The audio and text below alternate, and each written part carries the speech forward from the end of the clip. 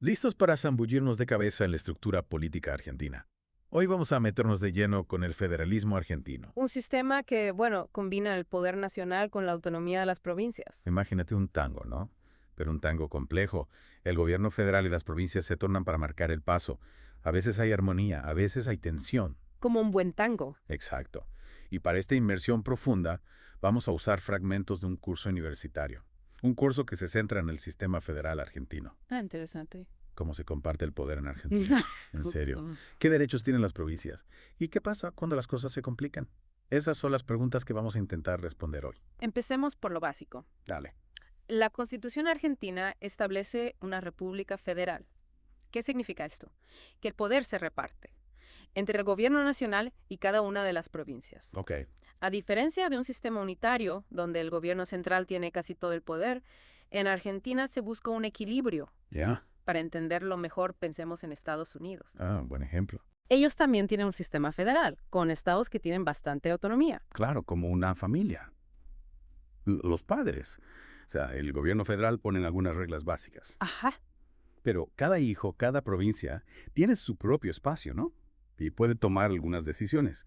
Pero si miramos un poco la historia argentina, este tira y afloja entre el poder central y las provincias no siempre fue tan tranquilo. No, para nada. Las fuentes que tenemos mencionan la histórica lucha entre los unitarios, que querían un gobierno central fuerte, y los federales, que defendían la autonomía provincial. Claro, los unitarios y los federales. Esta tensión viene desde el nacimiento de Argentina como nación y moldeó la forma en que se implementó el federalismo en el país. No se trataba solo de ideas, sino de cómo se veía Argentina a sí misma, un país centralizado, o una unión de provincias con mucha identidad propia. Esa tensión histórica es clave para entender cómo funciona el sistema federal argentino hoy. Y la base de todo esto, como no, es la Constitución argentina. Es como el manual de instrucciones. El plano. La receta para que todo este asunto de compartir el poder funcione. Totalmente. Y el primer artículo lo deja clarísimo. La nación argentina adopta para su gobierno la forma representativa, republicana y federal. Ahí está. Desde el principio, el federalismo como un principio fundamental. Ok, al artículo 1 nos da el contexto, pero después se pone más interesante, ¿no? ¿Cómo se divide el poder realmente? Las provincias y el gobierno federal. La clave está en el artículo 121. Básicamente dice que las provincias se quedan con todos los poderes que no se le dan al gobierno federal. Espera. O sea que aquí es como una dinámica de poder inversa. Exactamente. Las provincias empiezan con todo el poder y después ceden una parte al gobierno federal. Sí. Fascinante. Y el artículo 5 refuerza esto. Destaca la relación entre las constituciones provinciales y la nacional, haciendo hincapié en la garantía federal, o sea, la garantía de la autonomía provincial. Entonces, como un libro de recetas, el artículo 121 nos da los ingredientes, lo que puede usar el gobierno federal, lo que puede usar las provincias y cuáles tienen que compartir. Exacto. Pues darnos algunos ejemplos de esta división de poderes. Claro que sí. Para empezar, hay que entender que hay distintos tipos de poderes, exclusivos, concurrentes e incluso excepcionales. Ajá. Los poderes exclusivos son los que pertenecen únicamente al gobierno federal o a las provincias. Por ejemplo, declarar estado de sitio, intervenir en las provincias, manejar las relaciones internacionales, dictar ciertos códigos legales. Eso es exclusivo del gobierno federal. Ah, entonces una provincia no puede, por ejemplo, firmar un tratado con otro país por su cuenta. No. Tiene sentido. ¿Y las provincias qué? ¿Qué poderes exclusivos tienen? Las provincias tienen derecho a dictar sus propias constituciones, gestionar la educación primaria, establecer sus sistemas municipales. En esencia, tienen control sobre sus asuntos internos. Bien, esos son los poderes separados. Pero, ¿qué pasa con las cosas en las que necesitan trabajar juntos? Mencionaste los poderes concurrentes, ¿no? Sí, esos son los que comparten tanto el gobierno federal como las provincias. Dame algunos ejemplos. Piensa en cosas como establecer impuestos indirectos, medidas para la prosperidad económica y, muy importante hoy en día, la protección del medio ambiente. Es como un baile, ¿no? A Ya. veces dirigen, a veces siguen y a veces necesitan moverse al unísono. Y hablando de moverse al unísono, ¿qué pasa cuando las cosas se salen de control? Ahí entra en juego un concepto bastante interesante, la intervención federal. Uy, aquí es donde se pone bueno. Es como un botón de emergencia. un último recurso cuando una provincia no cumple con los principios constitucionales. Cuéntame más. En esencia, si una provincia no puede sostener la forma republicana de gobierno, garantizar la justicia o la educación para su gente, o si no puede mantener el orden, el gobierno federal tiene la facultad de intervenir. Pues sé que... Es una medida drástica, Ya entiendo. pero necesaria en ciertas circunstancias. Claro. No se trata de simples desacuerdos políticos, sino de proteger principios constitucionales fundamentales. Exacto. Es como si el gobierno federal dijera, un momento, aquí hay que volver a poner las cosas en orden, pero solo cuando la situación es realmente grave. ¿Y quién decide si se interviene federalmente? Es el presidente el que toma la decisión. Bueno, es un poco más complejo que eso. De acuerdo con la doctrina argentina, inspirada en la tradición legal tanto argentina como estadounidense, e incorporada explícitamente en la reforma constitucional de 1994, la facultad de intervenir reside principalmente en el Congreso. O sea que es una decisión legislativa, ¿no? Una acción ejecutiva unilateral. Hay un sistema de controles y equilibrios en este proceso. Exactamente. El artículo 75 de la Constitución le da al Congreso la autoridad para disponer la intervención federal a una provincia o la ciudad de Buenos Aires. El Congreso también tiene la facultad de aprobar o revocar una intervención decretada por el Poder Ejecutivo durante su receso. Entonces el presidente, como jefe del Poder Ejecutivo, no tiene ningún papel en esto. Sí, tiene un papel. El presidente puede decretar una intervención federal si el Congreso está en receso, pero tiene que convocar al Congreso para que se ocupe de la situación. Es una responsabilidad compartida, pero al final el Congreso tiene la última palabra. Tiene sentido. Y una vez que se decide intervenir, ¿qué pasa? ¿Qué rama del gobierno se involucra? Esa es una excelente pregunta. La intervención puede apuntar a la rama legislativa, la rama ejecutiva o incluso a la judicial. Depende de la situación específica de la provincia. Entonces la intervención federal puede tomar muchas formas. ¿Qué implica, por ejemplo, una intervención a la rama legislativa? Si el objetivo es la rama legislativa, se disuelve la legislatura provincial, los mandatos de los legisladores expiran y el interventor asume las funciones legislativas, dictando decretos leyes. Suena a una medida bastante drástica. Lo es. ¿Y si la intervención se dirige al Poder Ejecutivo? En ese caso, el gobernador y el vicegobernador son destituidos de sus cargos y el interventor federal los reemplaza, tomando el control de la administración provincial. ¡Wow! Eso sí que una sacudida seria. Y en el caso del Poder Judicial, ¿cómo funciona la intervención? Si la intervención se dirige al Poder Judicial, los jueces son declarados en comisión, lo que significa que pierden la inmunidad que les dan sus constituciones provinciales. El interventor puede entonces destituirlos y nombrar nuevos jueces. Te veo. La intervención federal es una herramienta poderosa que se usa con moderación y mucho cuidado. Es fascinante ver cómo la Constitución argentina creó este sistema para equilibrar el poder entre el gobierno federal y las provincias, incluso en tiempos de crisis. Sin duda. Es un sistema que se pone a prueba constantemente y se adapta para afrontar los desafíos de una nación que está en constante cambio. Hablando de desafíos, creo que es hora de centrar nuestra atención en una de las cuestiones más complicadas del federalismo argentino: la relación entre el gobierno nacional y las provincias en cuanto a recursos e ingresos. Pasamos de la política a la economía. Un tema que siempre genera debate. La eterna pregunta: ¿quién se queda con qué? ¿Y quién paga qué?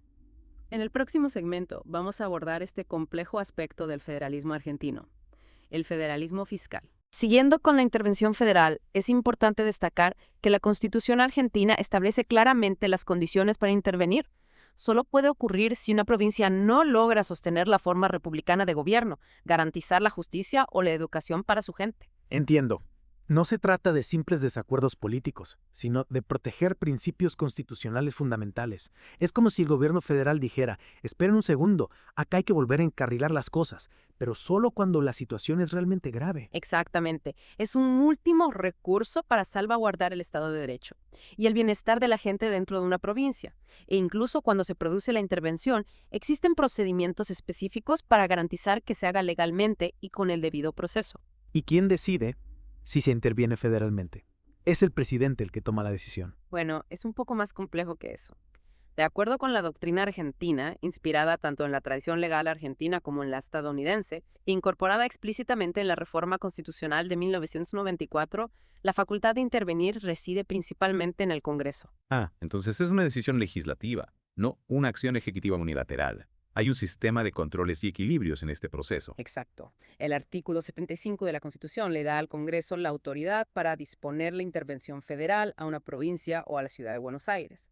El Congreso también tiene la facultad de aprobar o revocar una intervención decretada por el Poder Ejecutivo durante su receso. Entonces, el presidente, como jefe del Poder Ejecutivo, no tiene ningún papel en esto. Sí, el presidente puede decretar una intervención federal si el Congreso está en receso, pero está obligado a convocar al Congreso para que se ocupe de la situación. Es una responsabilidad compartida, pero en última instancia, el Congreso tiene la última palabra. Tiene sentido.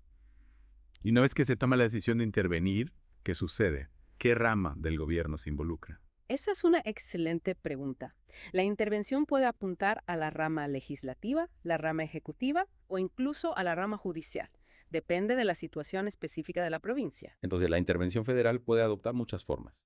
¿Qué implica, por ejemplo, una intervención a la rama legislativa? Si el objetivo es la rama legislativa, se disuelve la legislatura provincial, los mandatos de los legisladores expiran y el interventor asume las funciones legislativas, dictando decretos leyes. Entiendo.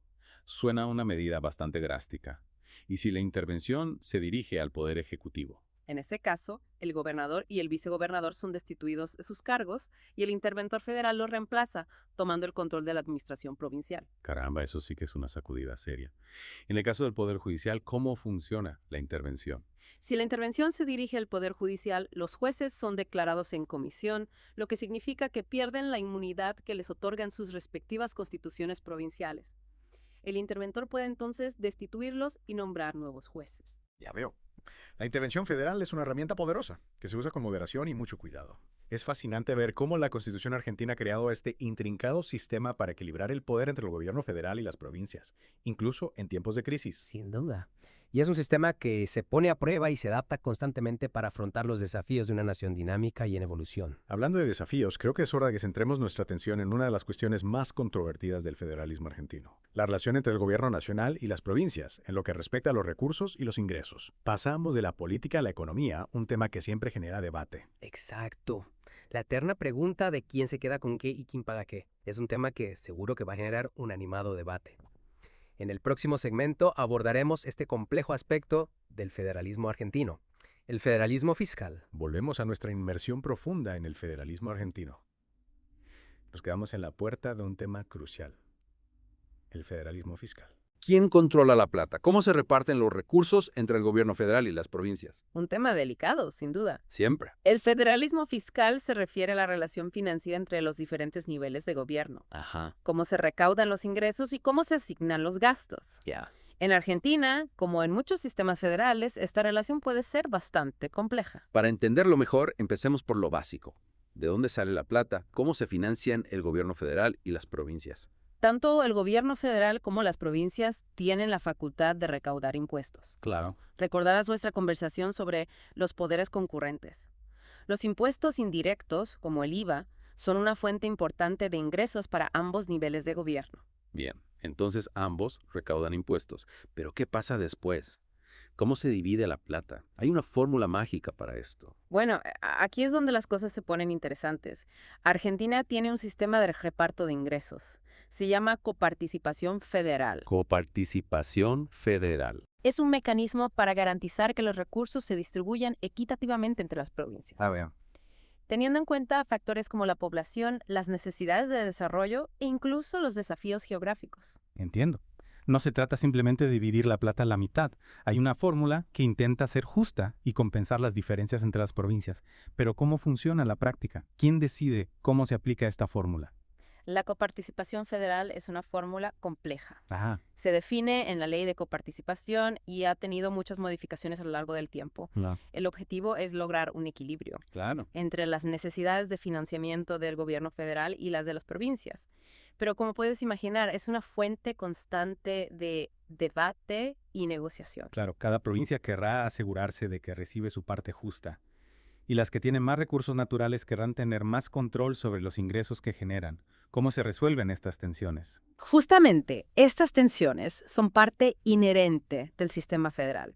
Las provincias, que son ricas en recursos naturales, por ejemplo, argumentan que deberían tener más autonomía para administrar los ingresos de esos recursos. Tiene sentido. Esto lleva a debates sobre la descentralización fiscal, donde las provincias buscan tener un mayor control sobre sus propios presupuestos y prioridades de gasto. Me imagino que encontrar un equilibrio entre la necesidad de unidad nacional y el respeto por la autonomía provincial al mismo tiempo que se asegura la financiación de los servicios públicos, no es tarea fácil. ¿Qué desafíos enfrenta el federalismo fiscal en Argentina hoy en día? El federalismo fiscal en Argentina enfrenta varios desafíos. Por un lado, la necesidad de asegurar una distribución equitativa de los recursos, considerando las asimetrías económicas y sociales entre las provincias. Por otro lado, la necesidad de coordinar las políticas fiscales entre la nación y las provincias, para evitar superposiciones o contradicciones. Y, por supuesto, la necesidad de garantizar la transparencia y la rendición de cuentas en el manejo de los fondos públicos. Es evidente que el federalismo fiscal es un tema complejo y que está en constante evolución. Hemos recorrido un largo camino en esta inmersión profunda, explorando las complejidades del federalismo argentino, desde las raíces históricas del federalismo hasta el marco constitucional que define el equilibrio de poder entre el gobierno nacional y las provincias. Hemos analizado los diferentes tipos de poderes, el concepto de intervención federal, la situación única de Buenos Aires y, por último, este fascinante mundo del federalismo fiscal. Hemos explorado los mecanismos de reparto de recursos, las tensiones entre la nación y las provincias y los desafíos que enfrenta el sistema en la actualidad. Sin duda, este viaje nos ha dejado con una comprensión más profunda del sistema federal argentino, pero también con muchas preguntas para seguir explorando. ¿Cómo puede este sistema evolucionar para responder mejor a los desafíos que enfrenta la nación hoy en día? ¿Cómo se puede ajustar el equilibrio entre la unidad nacional y la autonomía regional para promover un mayor desarrollo económico, justicia social y estabilidad política? Preguntas importantes. Los invitamos a seguir reflexionando sobre estas preguntas y a seguir profundizando en este tema tan apasionante. Hasta la próxima y que sigan explorando.